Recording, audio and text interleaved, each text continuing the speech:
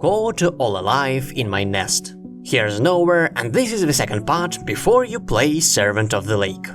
Rusty Lake is a rather old and a rather expansive series. Whopping 10 years and whopping 18 games. Quite a few. And surprisingly, most of them, especially the last ones, are newcomer friendly by design. To really enjoy them, you don't need that baggage of old lore. They have fully fledged stories that are isolated for the most part. But still, it fades in comparison to a point of view of a hardcore theorist who knows in details what was there and cannot wait guessing what there'll be in the future. And most of this point of view I digested in the last prediction video about yet another upcoming game, Servant of the Lake. Generally, while the game is yet to come out, said point of view will remain unchanged, so I can't recommend enough watching the first video. Otherwise you'll understand nothing in this video. But some particular questions got their development in the new narrative trailer, and the theories tied to them are now to be reconsidered. Also, new ideas emerged. But before we start, I would like you to subscribe to my channel and leave thumbs up under this video. It's worth it and it helps the channel a lot. Also, I would like to recommend the channel of my friend and fellow Rusty Lake theorist, Zephy Wings. I enjoy how serious and earnest their search for lore is, and I would like to support it. The link is in the description. And now, back to the video. The trailer basically continues the demo. Our employer and the master of the house, Aldous Vanderboom, greets the guests and explains to them the cultural program. The guests are his family, that reunites yearly at his house. The first guest is actually his sister, Alexandra, and actually the younger one, as mentioned in one of the devlogs. Before she seemed the older one. So over the last month, the theory of the Vanderbooms being related to the Islanders was put on a back shelf and went back to action. Now it's plausible that all the Vanderboom siblings are young enough to hypothetically be Elizabeth Islander's children. I cannot speak with certainty who Alexandra is, but my first impression is on the nasty side. She lets a cup fall, just like that, out of blue. And I'm under no illusions about who'll be cleaning the mess. It's us. Even the coachman says in the release date trailer she's full of ruthless ambition. And Aldous tells her that she can wash away her woes. I wonder, does the small emerald on her neck mean anything? The second guest didn't previously appear in the Servant of the Lake materials, but was much anticipated. James Vanderboom, with whom 20 years later Rusty Lake roots, warmly loved by everyone, starts. Right now he's not even a year old, and I already imagine the circus he'll put the Vanderboom servants through. As that is. And yeah, James is actually Alexandra's son and respectively Aldous' nephew. Not his son. Red, if you're watching this, just so you know, I'm sorry. Of course, he wasn't conceived by a third, previously unknown brother that I insisted on initially. But a previously unknown sister is close enough. Now we know for sure that we shouldn't put it past the devs to retroactively introduce new important family members who were never mentioned before. And it also means that James has indeed no father, since both he and Alexandra are called Vanderbooms rather than bearing their father's surname. Not sure we'll know for sure how exactly he was conceived, from someone irresponsible or by alchemical means, like Rose and Laura. I would like it to be the latter, because in this case, Emma could simply inherit their technology to birth Frank. But until it's proven, it will stay in the headcanon territory. Or it is actually the former, and Aldous meant the Rose in love. Wait a minute, what? So she's married after all? Then why the heck is she a Vanderboom? Okay, let's say it's improbable yet possible. But then why the heck is James a Vanderboom? And last but not least, William Vanderboom. Not a guest. In the Thinking Direct trailer, Aldous told us to meet only Alexandra, and to simply keep an eye on William, meaning he lives with Aldous on a permanent basis. Indeed, that's expected looking at Roots. Moreover, he needs close supervision, since in the narrative trailer he was portrayed as a complete douchebag. Okay, he enters through windows. Yeah, private space goes to hell, but in the published GIFs it looks more like a quirk than a threat. But that aside, he drinks like a fish and violently pounds on the door with a heavy mallet in his other hand while someone inside is screaming. Either a woman or an infant.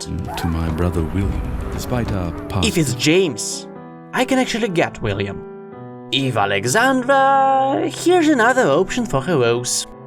If the maid, I just feel sorry for her. So William puts everyone through an even bigger circus than James does, and we can suspect abuse. In the trailer, William's presence in general is accompanied by menacing sound effects, and Aldous briefly mentions some vague past differences. Next, Aldous confirms again that it's gonna be just a weekend, full of rest and leisure. For the guests, not us. For instance, Aldous apparently enjoys hunting quite much. We have teaser screenshots to confirm that, and a portrait of Aldous standing on a carcass of a bear, and even a deer shows up on his land. Now I'm sure that the blood dripping from the ceiling in the new video and flowing down the stairs in the old one actually belongs to an animal. I still do assume that some human may die, we just now have less evidence for that. And the grand finale of the game is a lavish Sunday dinner. Based on Aldous' speech, it's their only family reunion in a year. And since it doesn't take place on Christmas, the old festive puzzle video is non-canon either. Most likely, so is the young servant played by Marcos Lornes. For in the video description a yearly festive dinner is mentioned too. Specifically festive. Otherwise, that would mean that they see each other more than once a year. On Christmas and some other day. With that out of the way, we can now look closer at the house and everything revealed about it so far. I can't help but be delighted to see in the trailer all the familiar wallpapers from Roots.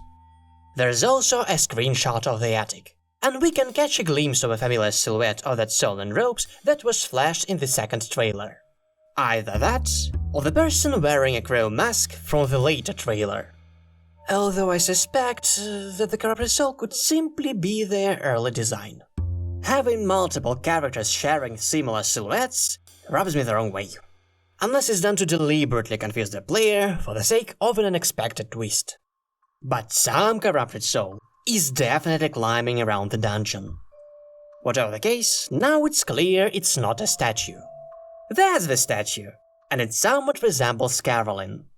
And if the shadow is tied to the cellar from the trailers, it still may be the brothers' alchemy lab, despite an apparent redesign. Although I still have doubts whether it is the same cellar. We've seen its entrance, a usual spiral staircase, but as if in a different location. More open. I'd even say it was dug in the ground somewhere outside, if not the texture matching the stone downstairs. And the dungeon itself looks more like a maze of catacombs, and there were never antique pillars either. Carolyn's statue in the Vanderboom cellar, if it's really it, is a bit strange too. But overall, not all doorways are uncharacteristically narrow for the Roots lab. There is diversity. And just like the house now has a bunch of new rooms with new wallpapers, so the cellar may have new passageways with new pillars. Maybe there are multiple entrances too. Damn, I have no idea how to feel about this. Alright, I'm no longer sure about the soul in robes, but the person in robes and the mask will be in the game for sure. I have two possible candidates for their identity. It could be Aldous, continuing the tradition of the Islanders and their lake cult. They wore animal masks, they became those animals. Aldous will become a crow, chances are he too wears a crow mask. Or, moving on with the topic of corrupted souls, it's somehow the bird soul from Roots that was helping Albert. Many think it was Mr. Crow himself. Well, as in he's the only known black bird in the entire game, and he was flesh corrupted in the beginning. I don't entirely agree. No, intuitively, I myself was betting on Aldous, but objectively, there's not enough reasons to think it's him. In fact, it's just some bird-like corrupted soul, not even certain like Crow. And Crow's appearance in the beginning isn't certain to be a corrupted soul. Not everything that looks corrupted is such. For instance, take Mr. Crow in the fog. The major problem with Mr. Crow is that corruption is a goddamn big deal. It's not that easy to revert. And here, it's as if he puts it on and takes it off like a glove. What's even worse, he does it off-screen. Whatever the case, the developer said that the corrupted burp is important, that it will return. Servant of the Lake is a fine opportunity. Speaking of alchemy, the video also showed a painting. Nothing unusual, a grey blob. But later in the Mother's Day teaser, we got a much clearer shot of it. And there we see the book. The Alexandra book with Caroline's formula of the elixir. Mind you, in the Paradox film, the brothers' initials are already above this formula, so they definitely had access to it. What we didn't know is that they had it this early, which could mean two things. They really may be the children of her daughter Elizabeth, or they are already researching the elixir on Mr. Owl's behalf, which is actually on the painting too. And one doesn't rule out the other. The latter seems even more plausible after the release date trailer, where we helped to produce some green liquid that suspiciously resembles the elixir. But again, I don't believe the brothers will manage to make a working elixir in this game. It's too early.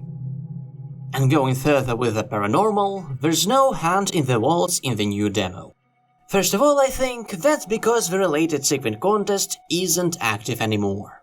Unless it wasn't removed for good, and we see it on the later levels. The note not to trust the Vanderbooms is still in the game, only hidden elsewhere. If it stays in the game on release and the hand doesn't, the note could be left either by the mate or the corrupted soul. It would be fun to have it as an unexpected ally.